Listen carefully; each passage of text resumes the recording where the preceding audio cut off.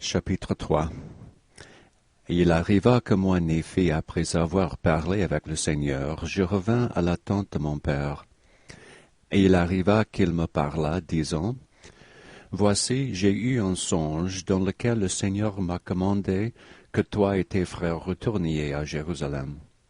Car voici Laban a les annales des Juifs et aussi la généalogie de mes ancêtres, et elles sont gravées sur des plaques d'airain.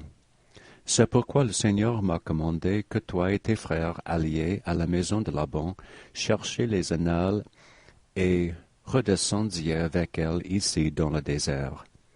Et maintenant voici tes frères murmurent, disant que c'est quelque chose de dur que j'ai exigé d'eux. Mais voici, ce n'est pas moi qui l'ai exigé d'eux, mais c'est un commandement du Seigneur. C'est pourquoi va, mon fils, et tu seras favorisé du Seigneur parce que tu n'as pas murmuré. Il arriva que moi, Néphi, je dis à mon père, J'irai, et je ferai la chose que le Seigneur a commandée, car je sais que le Seigneur ne donne pas de commandement aux enfants des hommes, sans leur préparer la voie, pour qu'ils puissent accomplir ce qu'il leur commande.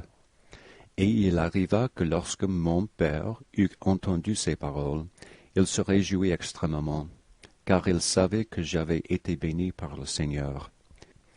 Et moi, Néphi et mes frères, nous entreprîmes notre voyage dans le désert, avec nos tentes pour monter au pays de Jérusalem.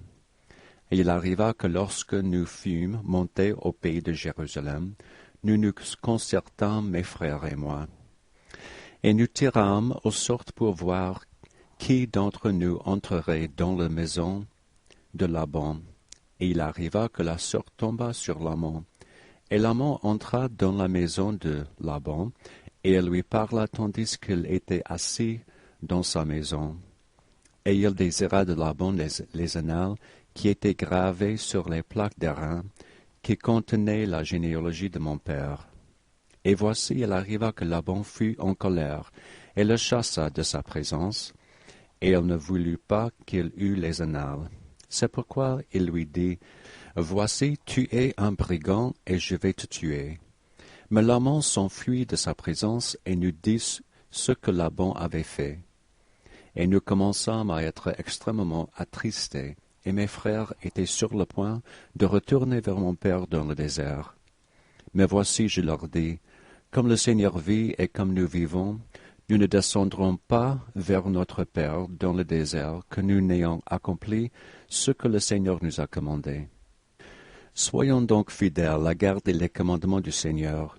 C'est pourquoi descendons au pays de l'héritage de notre Père, car voici il a laissé de l'or et de l'argent et toutes sortes de richesses. Et tout cela il l'a fait à cause des commandements du Seigneur. Car il savait que Jérusalem sera détruite à cause de la méchanceté du peuple. Car voici, ils ont rejeté les paroles des prophètes.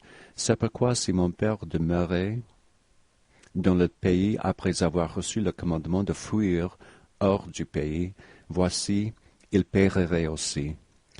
C'est pourquoi il devait nécessairement fuir hors du pays.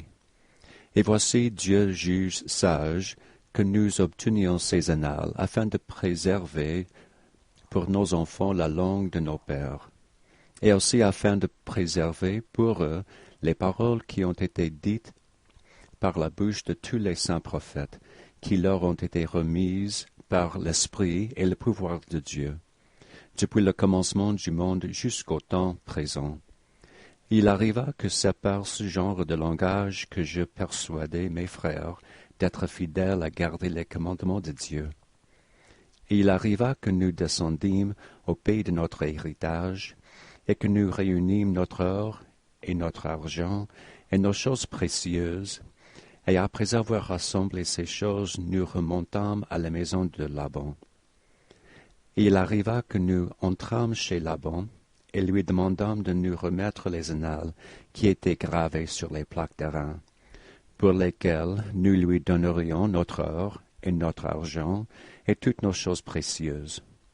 Et il arriva que lorsque Laban vit nos biens, et qu'ils étaient extrêmement grands, il les convoita, de sorte qu'il nous jeta dehors et envoya ses serviteurs nous tuer, ce qui lui permettrait d'obtenir nos biens.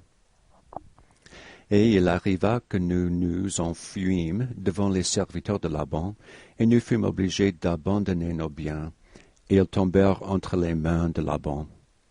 Et il arriva que nous nous enfuîmes dans le désert, et les serviteurs de Laban ne nous rattrapèrent pas, et nous nous cachâmes dans la cavité d'un rocher. Et il arriva que Laban fut en colère contre moi et aussi contre mon père, et Lemuel le fut aussi, car il écoutait les paroles de Laban. C'est pourquoi Laban et Lemuel nous dirent beaucoup de paroles dures à nous, leurs frères cadets, et ils nous frappèrent, oui, avec un bâton. Il arriva que tandis qu'ils nous frappaient avec un bâton, voici un ange du Seigneur vint se tenir devant eux. Et il leur parla, disant, « Pourquoi frappez-vous votre frère cadet avec un bâton? Ne savez-vous pas que le Seigneur l'a choisi pour être votre gouverneur, et cela à cause de vos iniquités? Voici, vous allez remonter à Jérusalem, et le Seigneur livrera Laban entre vos mains. » Et après nous avoir parlé, l'ange partit. Et lorsque l'ange fut parti, Laban et Lemuel recommencèrent à murmurer, disant, « Comment est-il possible que le Seigneur livre Laban entre nos mains?